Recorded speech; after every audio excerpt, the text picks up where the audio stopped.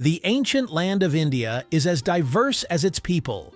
Home to the Indus Valley Civilization, the birthplace of Hinduism and Buddhism, a land of mountains, deserts, and everything in between, let us explore the colorful history of India and get to know its people.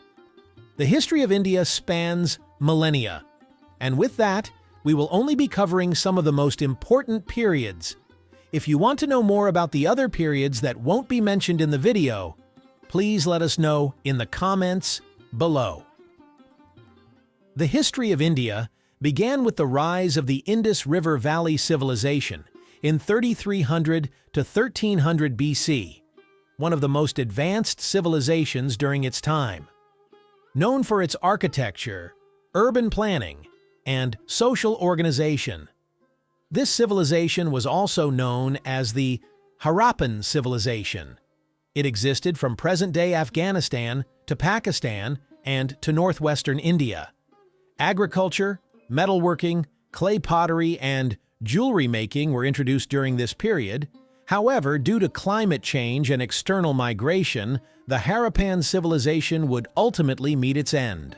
The arrival of Indo-Aryans from the region of Iran in 1500 BC marked the beginning of the Vedic period, which would end in the year 500 BC. The period was called as such as the Vedas, one of the most sacred and the oldest texts of Hinduism were being written. This period, therefore, gave birth to the Hindu religion. This period also gave rise to the caste system. The Vedic period also precipitated the beginning of the so-called historical period of India from 500 to 150 BCE, coinciding with the mention of 16 Mahajanapadas or city-states. Alexander the Great's Indian campaign was also part of this era, but due to various reasons the Macedonians decided not to further their conquest.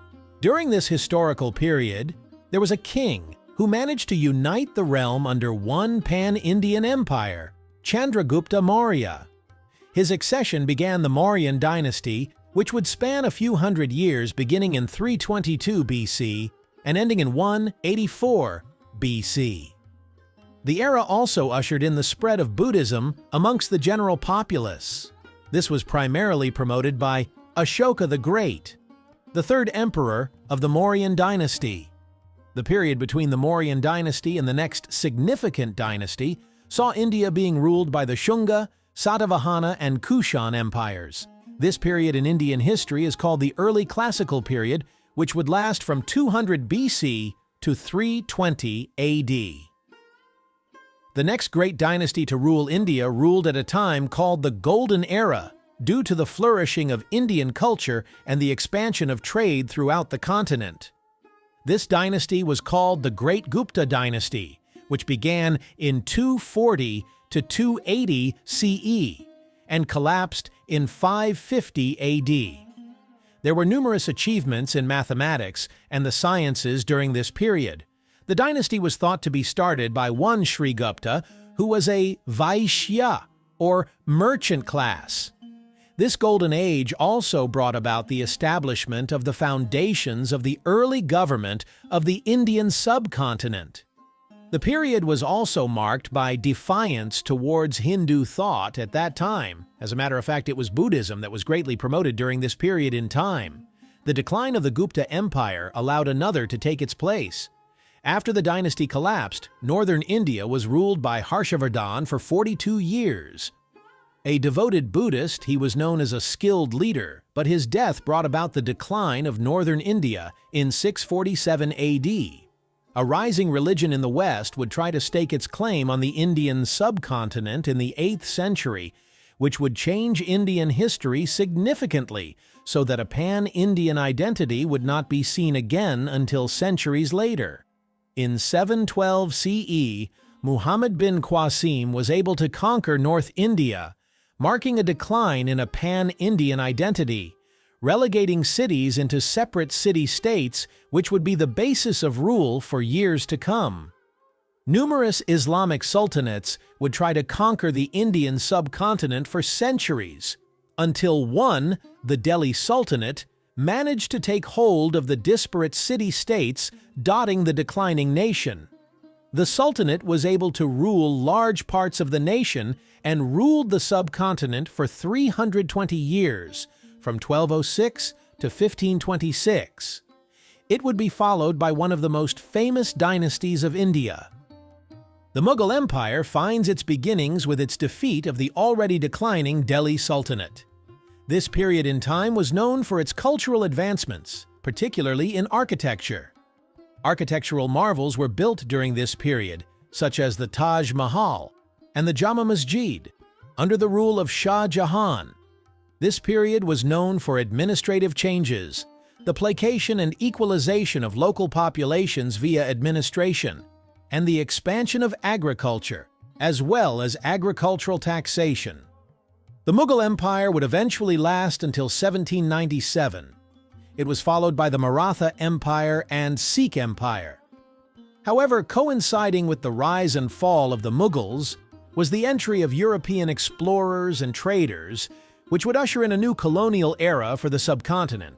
The English famously ruled over India via the East India Company.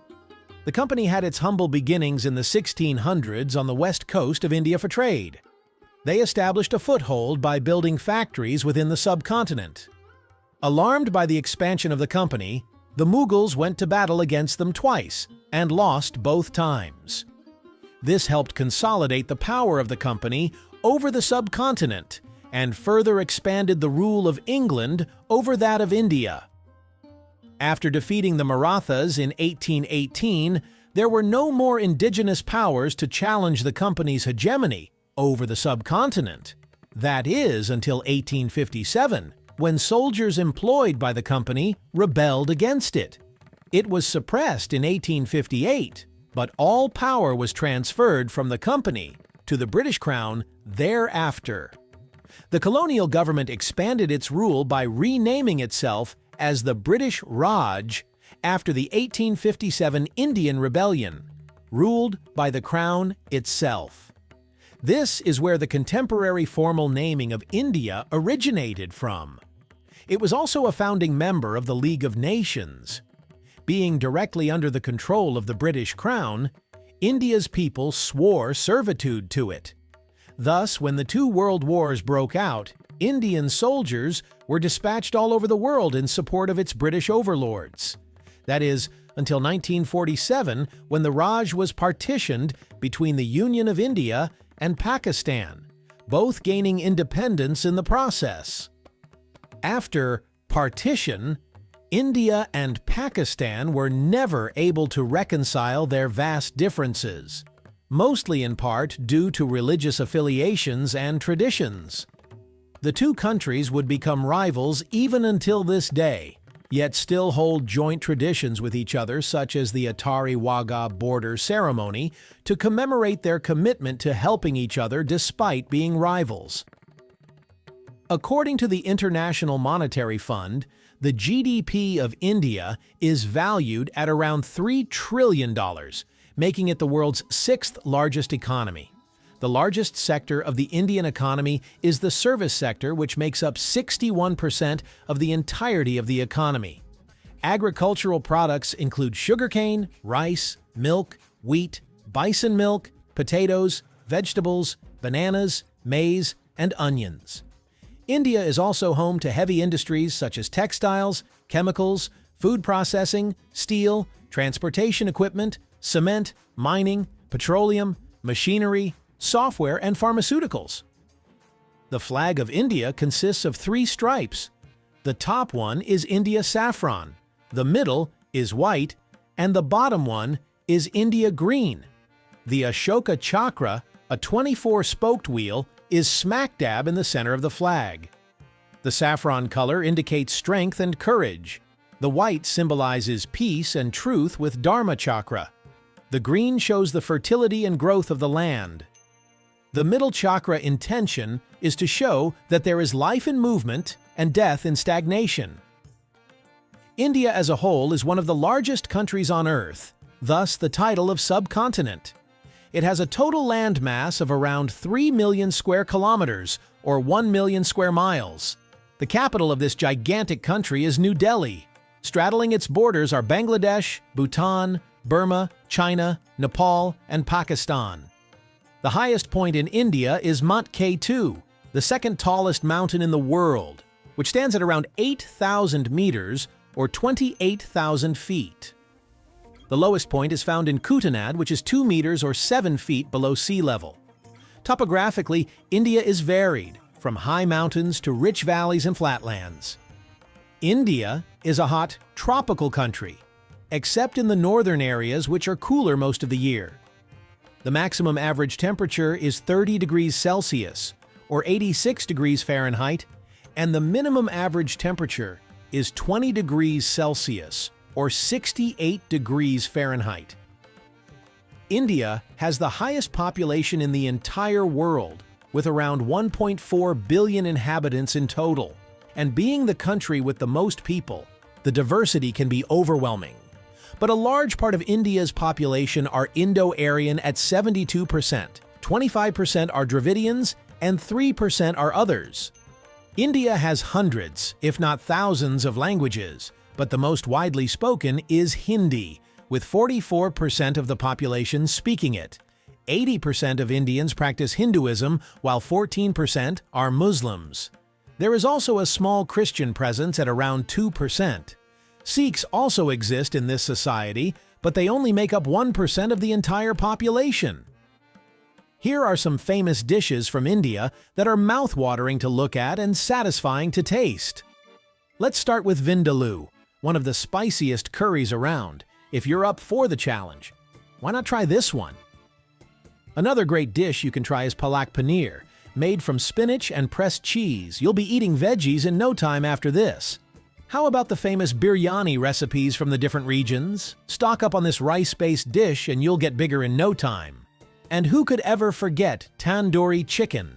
Cooked in a tandoor clay oven, marinated in spice and yogurt. Let's also talk about some famous people from India. From politicians to social leaders to movie stars, India has it all. Let's begin with Mahatma Gandhi, a prominent civil rights activist who opposed colonial rule.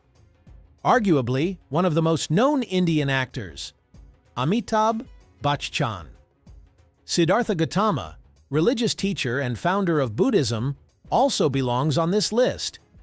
And finally, we have Shah Jahan, the famous Mughal emperor who commissioned the construction of the Taj Mahal for his favorite consort. If you like this video on India, you'll love this next one.